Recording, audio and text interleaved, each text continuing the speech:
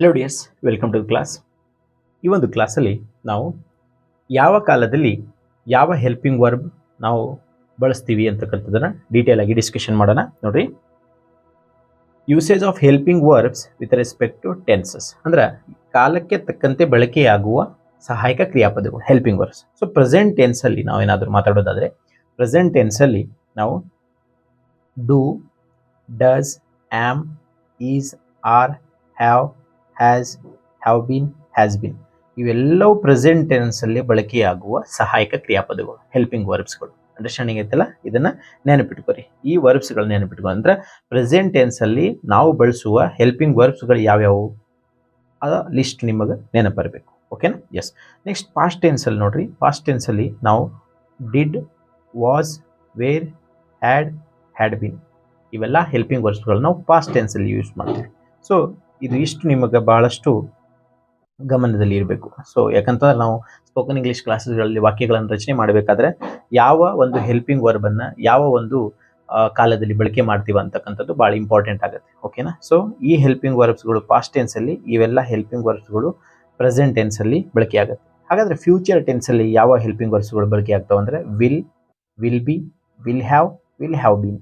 So ಇವೆಲ್ಲ helping ವರ್ಬ್ಸ್ಗಳು future ಟೆನ್ಸಲ್ಲಿ ಬಳಕೆ ಆಗ್ತವೆ. ಓಕೆನಾ? ಸೊ ಇದು ಇಷ್ಟಾಯಿತು ಅಂದರೆ ಯಾವ ಕಾಲದಲ್ಲಿ ಯಾವ ಹೆಲ್ಪಿಂಗ್ ವರ್ಬ್ಸ್ಗಳು ಹೆಲ್ಪಿಂಗ್ ಆಗುತ್ತೆ ಅಂತಕ್ಕಂಥದ್ದನ್ನು ಡಿಸ್ಕಷನ್ ಮಾಡಿದ್ವಿ.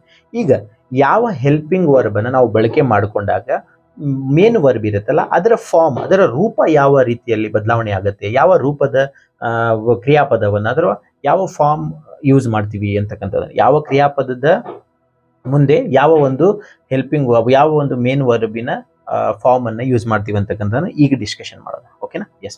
ನೋಡ್ರಿ, forms of verb with respect to the helping verbs ಅಂದ್ರೆ ಯಾವ ಹೆಲ್ಪಿಂಗ್ ವರ್ಬ್ ಜೊತೆ ಯಾವ ಒಂದು ರೂಪದ ಕ್ರಿಯಾಪದವನ್ನು ನಾವು ಬಳಕೆ ಮಾಡ್ತೀವಿ ಅಂತಕ್ಕಂಥದ್ದು. ನೋಡ್ರಿ, ಡೂ, ಡಿಡ್, ವಿಲ್ ಈ ಹೆಲ್ಪಿಂಗ್ ವರ್ಬ್ಸ್ಗಳನ್ನ ನೀವೇನಾದ್ರೂ ಬಳಕೆ ಮಾಡಿದ್ರಿ ಅಂತ ತಿಳ್ಕೊರಿ. ಹೌದಾ? ಈ ಹೆಲ್ಪಿಂಗ್ ವರ್ಬ್ ಅನ್ನು ನೀವು ಬಳಕೆ ಮಾಡಿದ್ರಪ್ಪ ಅಂದ್ರೆ ಮೇನ್ ವರ್ಬ್ ಅದು ಫಸ್ಟ್ ಫಾರ್ಮ್ ಅಲ್ಲಿ ಆಗುತ್ತೆ. ಹೌದಾ?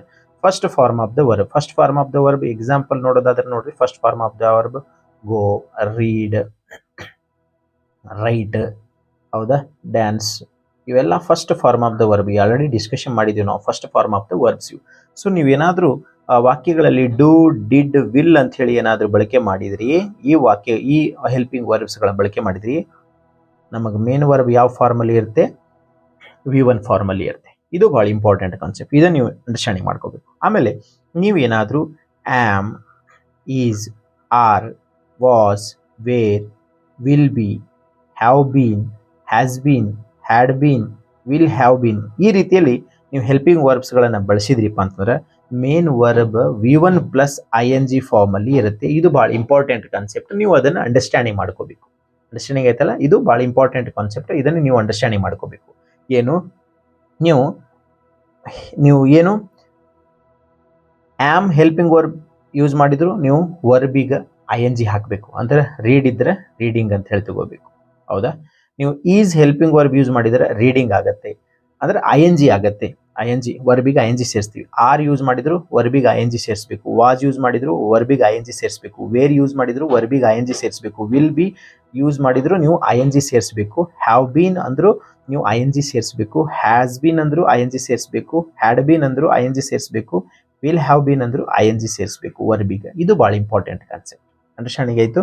ಸೊ ನೋಡ್ರಿ, ಡೂ, ಡಿಡ್, ವಿಲ್ ಯೂಸ್ ಮಾಡಿದಾಗ ನೀವು ಮೇನ್ ವರ್ಬ್ V1 ಫಾರ್ಮಲ್ಲಿ ತಗೋಬೇಕು. ನೀವು am, is, are, was, were, will be, have been, has been, had been, will have been ಈ ಹೆಲ್ಪಿಂಗ್ ವರ್ಬ್ಸ್ಗಳನ್ನು ಯೂಸ್ ಮಾಡಿದ್ರೆ ವರ್ಬನ್ನು ING ಸೇರಿಸಬೇಕು. ರೈಟ್ ಇದ್ದರೆ ರೈಟಿಂಗ್ ಆಗುತ್ತೆ, ರೈಟ್ ಇದ್ದರೆ ರೈಟಿಂಗ್ ಆಗುತ್ತೆ, ರೀಡ್ ಇದ್ದರೆ ರೀಡಿಂಗ್ ಆಗುತ್ತೆ, ಸೊ ಸ್ಲೀಪ್ ಇದ್ದರೆ ಸ್ಲೀಪಿಂಗ್ ಆಗುತ್ತೆ. ಸೊ ING ಸೇರಿಸಬೇಕು. ಅಂಡರ್ಸ್ಟ್ಯಾಂಡಿಂಗ್ ಆಯ್ತಲ್ಲ? ING ಸೇರಿಸಬೇಕು ಈ ಹೆಲ್ಪಿಂಗ್ ವರ್ಬ್ಸ್ಗಳನ್ನು ನೀವು ಬಳಕೆ ಮಾಡಿದ್ರಪ್ಪ ಅಂದ್ರೆ. ಇದು ನೀವು ನೆನಪಿಟ್ಕೋಬೇಕು. ನೆನಪಿಟ್ಕೋಬೇಕಾದ್ರೆ ನೋಡ್ರಿ, ಬೀನ್, ಬೀನ್, ಬೀನ್, ಬೀನ್ ಬಂದಾಗ ನೋಡ್ರಿ will have been, had been, have been, has been. ನೋಡ್ರಿ, ಬೀನ್ ಬಂದಾಗ ನೀವು ING ಹಾಕಬೇಕು. ಇದು ನೆನಪಿಟ್ಕೋರಿ. Have been, has been, had been, will have been. Been ಬಂದಾಗ ING ಸೇರಿಸಬೇಕು. ಆಮೇಲೆ ಏನು are, were, was, is, am ಇವೆಲ್ಲ ಬಂದಾಗ ING ಸೇರಿಸಬೇಕು. ಇದನ್ನು ಒಂದಿಷ್ಟು ನೆನಪಿಟ್ಕೋಬೇಕು. ಓಕೆನಾ? ನೆಕ್ಸ್ಟ್ ನೋಡ್ರಿ, ನೆಕ್ಸ್ಟ್ ಏನಪ್ಪ ಅಂತಂದ್ರೆ have, has, had, will have. ನೋಡ್ರಿ, have, has, had, will have ಈ ವರ್ಬ್ಸ್ಗಳನ್ನು ನೀವು ಯೂಸ್ ಮಾಡಿದಾಗ ಏನಾಗುತ್ತೆ, ವರ್ಬಿನ ಥರ್ಡ್ ಫಾರ್ಮಲ್ಲೇ ತಗೋಬೇಕು. ಏನು ಮಾಡಬೇಕು, ವರ್ಬನ್ನು ಥರ್ಡ್ ಫಾರ್ಮಲ್ಲಿ ತಗೋಬೇಕು. ಅಂದರೆ ನೀವು ಎಲ್ಲಾದರೂ ಹ್ಯಾವ್ ಬಳಕೆ ಮಾಡಿದ್ರಿ, ಹೌದಾ, ಅಥವಾ ಹ್ಯಾಸ್ ಬಳಕೆ ಮಾಡಿದ್ರಿ, ಅಥವಾ ಹ್ಯಾಡ್ ಬಳಕೆ ಮಾಡಿದ್ರಿ, ಅಥವಾ ವಿಲ್ ಹ್ಯಾವ್ ಬಳಕೆ ಮಾಡಿದ್ರಿ, ವರ್ಬನ್ನು ಥರ್ಡ್ ಫಾರ್ಮ್ ಅಂದರೆ ರೈಟ್ ಇತ್ತು ಅಂತಂದ್ರೆ ರಿಟರ್ನ್ ತಗೋಬೇಕು, ಹೌದಾ. ಸ್ಲೀಪ್ ಇತ್ತು ಅಂತಂದ್ರೆ ಸ್ಲೆಪ್ಟ್ ತಗೋಬೇಕು. ಇದು V3 form. So V3 form of the ವರ್ಬನ್ನು ತಗೋಬೇಕು. ಯಾವಾಗ ನೀವು have, has, had, will have helping ವರ್ಬ್ಸ್ಗಳನ್ನು ನೀವು ಬಳಕೆ ಮಾಡಿದ್ರಪ್ಪ ಅಂದ್ರೆ ವರ್ಬನ್ನು ಥರ್ಡ್ ಫಾರ್ಮಲ್ಲಿ ತಗೋಬೇಕು. ಇದು ನಿಮಗೆ ನೆನಪಿರಬೇಕು. ಅಂಡರ್ಸ್ಟ್ಯಾಂಡಿಂಗ್ ಆಯ್ತಲ್ವಾ? ಎಸ್. ಓಕೆ, ಏನು ಡಿಸ್ಕಷನ್ ಮಾಡಿದ್ವಿ ನೋಡ್ರಿ. ನೀವು ಹೆಲ್ಪಿಂಗ್ ವರ್ಬನ್ನು ಡೂ, ಡಿಡ್, ವಿಲ್ ತಗೊಂಡಾಗ ಮೇನ್ ವರ್ಬ್ V1 ಫಾರ್ಮಲ್ಲಿ ತಗೋಬೇಕು. ಈ ಹೆಲ್ಪಿಂಗ್ ವರ್ಬ್ಸ್ಗಳನ್ನು ಬಳಕೆ ಮಾಡಿಕೊಂಡಾಗ ನೀವು ವರ್ಬನ್ನು ING ಹಾಕಬೇಕು. Have, has, had, will have ತಗೊಂಡಾಗ ವರ್ಬನ್ನು ಥರ್ಡ್ ಫಾರ್ಮಲ್ಲಿ ನೀವೇನು ಮಾಡಬೇಕು, ಬಳಕೆ ಮಾಡಬೇಕು.